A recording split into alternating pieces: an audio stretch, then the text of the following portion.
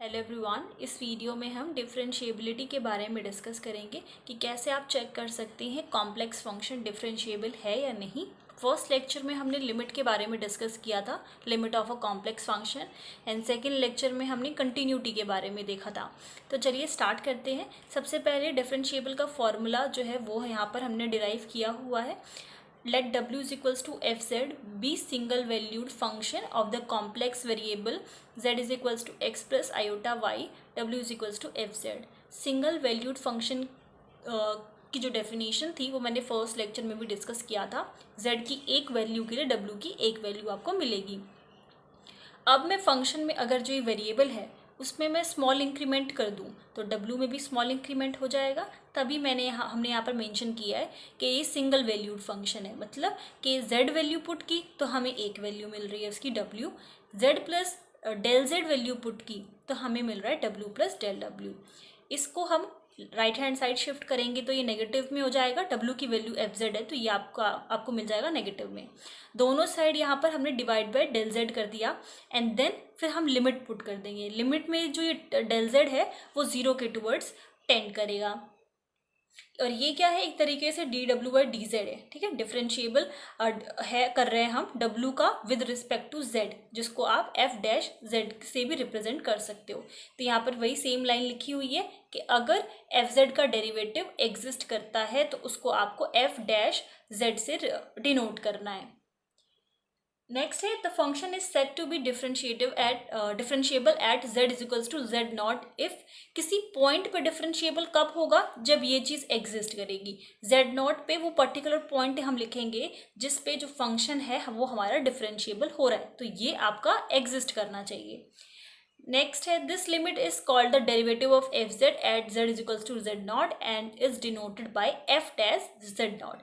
जिस भी particular point पे होगा तो इसकी जगह अब हमने वो पर्टिकुलर पॉइंट डाल दिया, ठीक है। तो कुछ नहीं है, वही सेम फॉर्मूला है, बस हमने अलग तरीके से लिखा हुआ है जब हम किसी पर्टिकुलर पॉइंट के बारे में बात करते हैं, ठीक है। तो आप एक ही फॉर्मूला ध्यान रखिए और उसी में आप वैल्यू पुट कर सकते हैं। नेक्स्ट आ जाते हैं एग्जाम्पल पे। यहाँ पर एक आपको फंक्शन गिवन है और ये शो करना है कि वो किसी भी पॉइंट पे डिफरेंशिएबल नहीं है। तो हम फॉर्मूला यूज़ करेंगे और इस फॉर्मूले में इसकी ज़रूरत हमें पड़ रही है पहले, तो वो हमने इसका निकाल लिया। F Z plus del Z की ये वैल्यू होगी X plus 4 iota Y. Del Z है तो ऐड कर दो plus del X plus iota 4 iota del Y, और माइनस करना है एफ जेड, तो ये हमने माइनस कर दिया। ये कैंसिल होकर आपको मिल जाएगा del X plus 4 iota del Y, ठीक है। तो इसकी वैल्यू सबसे पहले हमने निकाली है। ये जो फंक्शन है एक बार इसमें z प्लस डेल जेड रख दो और एफ जेड तो ये ऑलरेडी है ही, तो दोनों को सब्ट्रैक्ट कर देंगे, ठीक है। तो एफ जेड की वैल्यू ये हो गई प्लस डेल जेड है तो ये वैल्यू आपको मिल जाएगी। वैल्यू पुट करोगे फॉर्मूले में तो ये आपको मिलेगा। जहाँ तक आप कैंसिल कर सकते हो वहीं तक आपको कैंसिल करना है। उसके बाद लिमिट में जैसे हम अलोंग द एक्सिस चेक करते थे तो वही सेम काम यहाँ पर भी करना है, चाहे आप अलोंग द एक्सिस चेक कर लो चाहे parallel to the axis check कर लो। तो हमने यहाँ पर सबसे पहले करा along parallel to X axis, तो डेल वाई जो हो जाएगा वो 0 हो जाएगा। इसमें जहाँ पर भी डेल वाई है उसको 0 कर दो। लिमिट आपको यहाँ पर मिल गई 1। इसी सेम तरीके से हम वाई एक्सिस के लिए भी करेंगे। नेक्स्ट है along parallel to Y axis, तो डेल एक्स जो है वो 0 हो जाएगा। जहाँ पर भी डेल एक्स है वहाँ पर 0 वैल्यू पुट कर दो, तो इसका आंसर आ जाएगा 4। दोनों जो लिमिट्स हमें मिल रही हैं अलोंग द एक्स एक्सिस 1 मिली, वाई एक्सिस 4 मिली, तो दोनों सेम नहीं है, इसलिए फंक्शन जो है वो डिफरेंशिएबल नहीं होगा। एक बेसिक आइडिया देख लो पहले इस ऐसे क्वेश्चंस का। ये फॉर्मूला आपको ध्यान रखना है डिफरेंशिएबिलिटी के लिए। इस फॉर्मूले में जब वैल्यू पुट करोगे जहाँ तक भी कैंसिल हो सकता है उसको कैंसिल करो, फिर अलोंग द पाथ आपको चेक करना है। अगर जो लिमिट की वैल्यूज आती हैं वो सेम आती हैं तो डिफरेंशिएबल होगा, नहीं आती तो डिफरेंशिएबल नहीं होगा। नेक्स्ट टॉपिक है analyticity at a point and entire functions. Analytic functions proof करने के लिए हमें जो भी कंडीशंस की ज़रूरत पड़ती है उसमें डिफरेंशिएबल भी एक पॉइंट है। तो आगे भी साथ साथ डिफरेंशिएबिलिटी का टॉपिक साथ साथ चलता रहेगा और उसके एग्जांपल्स भी आपको एनालिटिक फंक्शन जब एनालिटिक होगा उसमें देखने के लिए मिलेंगे, ठीक है। तो सबसे पहले इन दोनों के डेफिनेशन देखते हैं कि क्या होता है।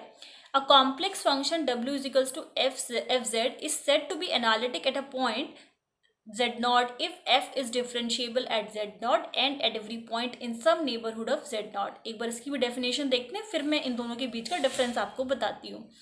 Entire functions, a function that is analytic at every point z in the complex plane is entire function।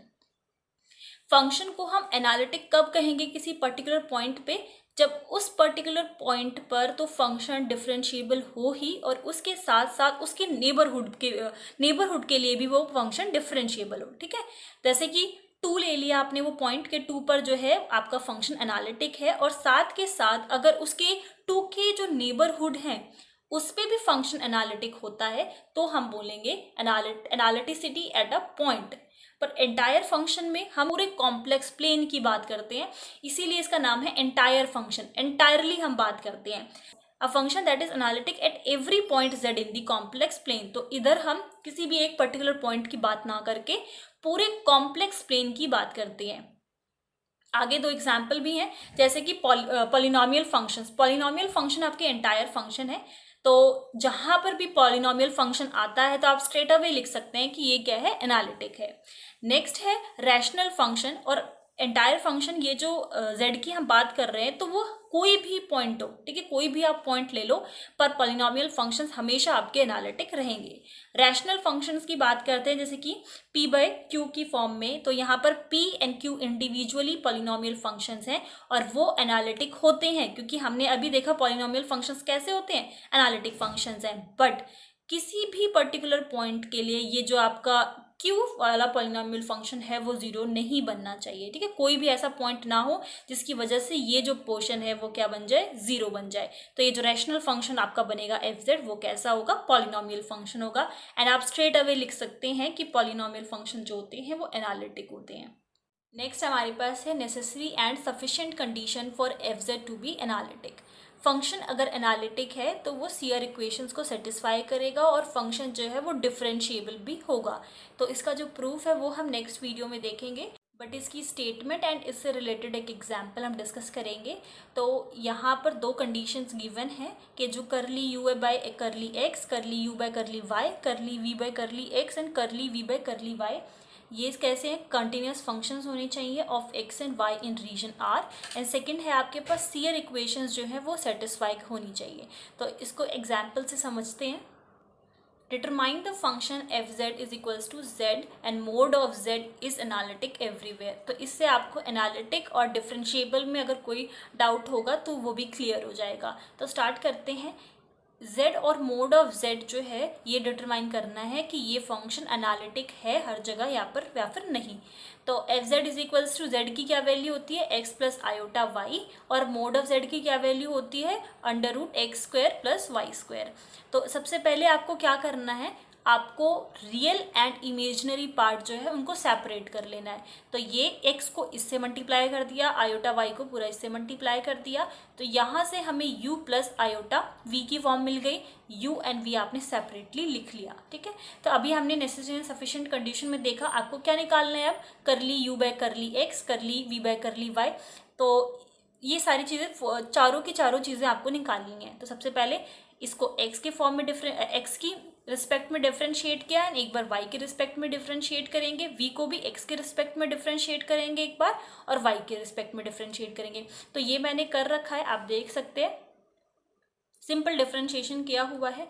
अब यहाँ पर अगर मैं जो मेरी सीआर इक्वेशंस हैं दैट के u का x के रिस्पेक्ट में और v का y के रिस्पेक्ट में जो आंसर आना चाहिए वो ये और ये है, तो क्या ये आपस में इक्वल है, नहीं। तो इसका मतलब, और जो दूसरी कंडीशन है वो ये है कि जो u का y के रिस्पेक्ट में और v का x के जो रिस्पेक्ट में ये आपस में अपोजिट इक्वल होने चाहिए विद दिस माइनस साइन। तो ये भी आपस में जो है वो इक्वल नहीं है, तो इसका मतलब जो सीआर इक्वेशंस है वो सेटिस्फाई नहीं कर रही। ठीक है, बट हम एक बार अलग से ओरिजिन के लिए भी चेक करते हैं। ओरिजिन में अगर क्या है, मैं x और y की वैल्यू एक्स और वाई की वैल्यू 0 पुट कर दूं तो जो पूरा आंसर मेरे को मिलेगा वो 0 मिल जाएगा। यहाँ पर देखो एक्स और वाई की वैल्यू 0 पुट करती हूँ तो पूरा आंसर 0 हो गया। सेम विद दिस एंड ये जो ऊपर मैंने निकाला इसके साथ भी यही सेम है। अगर तो ओरिजिन के लिए हम हमेशा जो है अलग से भी चेक करते हैं, बिकॉज एक्स और वाई की वैल्यू 0 पुट करने पर कई बार जो है हमारा आंसर पूरा 0 हो जाता है और सीआर इक्वेशन सेटिस्फाई कर जाती है। तो यहाँ पर अब 0 बन रहा है जब मैं वैल्यू पुट कर रही हूँ, तो सीआर इक्वेशन सेटिस्फाई कर रही है बट सिर्फ ओरिजिन पे। तो आपको यही मेंशन करना है कि वैसे तो सीआर इक्वेशन किसी और पॉइंट पे सेटिस्फाई नहीं हो रही बट ओरिजिन पे सेटिस्फाई हो रही है। तो इसका मतलब अब आपको किसी और पॉइंट पे चेक करने की ज़रूरत नहीं है डिफरेंशिएबिलिटी, सिर्फ 0 पे चेक करने की ज़रूरत है, क्योंकि डिफरेंशिएबिलिटी अगर किसी और पॉइंट पे आ भी जाती है तो भी जो फंक्शन है वो एनालिटिक नहीं होगा क्योंकि सीआर इक्वेशन सेटिस्फाई नहीं हो रही। बट अगर ओरिजिन पे फंक्शन जो है वो डिफरेंशिएबल है तो हम ये कह सकते हैं कि एनालिटिक फंक्शन है बट सिर्फ ओरिजिन पे। तो उसके लिए हमने डिफरेंशिएबिलिटी देखेंगे, और जैसा कि मैंने आपको बताया था कि किसी पर्टिकुलर पॉइंट पे अगर आपको चेक करना हो तो z0 की वैल्यू जो है वो आप 0 से रिप्लेस कर सकते हो। सो डिफरेंशिएबल के फॉर्मूले में हमने z0 की जो वैल्यू है वो 0 पुट कर दी, तो ये हो जाएगा एफ जेड प्लस z0 था तो z0 की वैल्यू तो 0 हो गई माइनस f0 और z। ठीक है, तो जो आपका जो फंक्शन है, मेन फंक्शन है जो गिवन था आपको z और मोड ऑफ z, वहां पर आपको 0 की वैल्यू पुट करके देखना है तो 0 ही आएगा ऑफकोर्स, तो यहाँ पर -0 हो जाएगा। And f z is equals to ये वैल्यू थी जो हमने स्टार्टिंग में मल्टीप्लाई करके निकाली। z की वैल्यू क्या होती है x प्लस आयोटा वाई। तो मैंने आपको क्या कहा था कि जो फंक्शन जो फॉर्मूला होगा उसमें जस्ट आपको वैल्यू पुट करनी है, जितना कैंसिल हो सके उतना कैंसिल करना है। तो यहाँ पर ये जो x प्लस आयोटा वाई है ये आपका कैंसिल हो गया, सिर्फ ये जो है वो बच गया, that is √√x² plus y²। अब अगर आप इसमें लिमिट पुट करते हैं तो ये किसकी वैल्यू है, मोड ऑफ z की वैल्यू है। मोड ऑफ z में z की वैल्यू अगर आप 0 के टुवर्ड्स टेंड कराते हैं तो लिमिट की वैल्यू क्या आ जाएगी, 0 आ जाएगी। अब अगर आप अलोंग द पाथ भी चेक करते हैं तो अलोंग रियल एक्सिस मैंने यहाँ पर चेक किया है, तो जो हर जगह मैं y की वैल्यू जो है वो 0 पुट कर दूंगी तो मेरा आंसर आ गया 0, जो कि इक्वल है इसके। अलोंग इमेजिनरी एक्सिस चेक कर रही हूँ तो भी मुझे आंसर जो मिल रहा है वो है 0। तो देखेंगे आप हर जगह 0 मिल रहा है, इसका मतलब जो फंक्शन है वो एनालिटिक है ओरिजिन पे और कहीं पर भी नहीं, सिर्फ ओरिजिन पे। क्यों? क्योंकि जो सीआर इक्वेशन थी वो किसी और पॉइंट पे सेटिस्फाई नहीं हुई, इसलिए सिर्फ ओरिजिन पे ही सीआर इक्वेशन सेटिस्फाई हो रही थी, इसलिए डिफरेंशिएबिलिटी का फॉर्मूला जो है हमने सिर्फ ओरिजिन के लिए चेक किया। तो आई होप कि आपको एनालिटिक और डिफरेंशिएबिलिटी जो है वो अच्छे से समझ में आ गई हो। आगे की वीडियोज़ में हम नेसेसरी एंड सफिशिएंट कंडीशन का प्रूफ देखेंगे और एनालिटिक की जो प्रॉपर्टीज़ होती हैं उन्हें देखेंगे विद प्रूफ एंड एग्जाम्पल के थ्रू। एनालिटिक का जो पोर्शन है उसको और अच्छे से समझेंगे।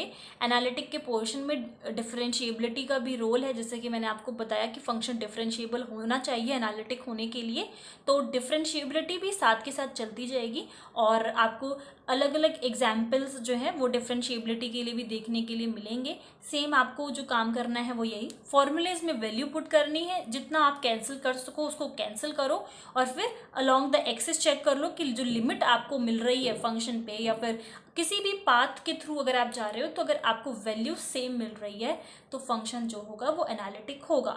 एंड एक और बात, आपको ओरिजिन के लिए अलग से चेक करना होगा। जब एनालिटिक की आप बात कर रहे हो तो सीआर इक्वेशंस जो है आप ओरिजिन के लिए अलग से चेक कर लो, क्योंकि काफ़ी बार जब हम x और y की वैल्यू 0 पुट करते हैं तो पूरा जो है वो हमें 0 मिल जाता है और वो इक्वल हो जाता है। ठीक है, तो ये आपको बात ध्यान में रखनी है कि ओरिजिन के लिए आप अलग से चेक करोगे।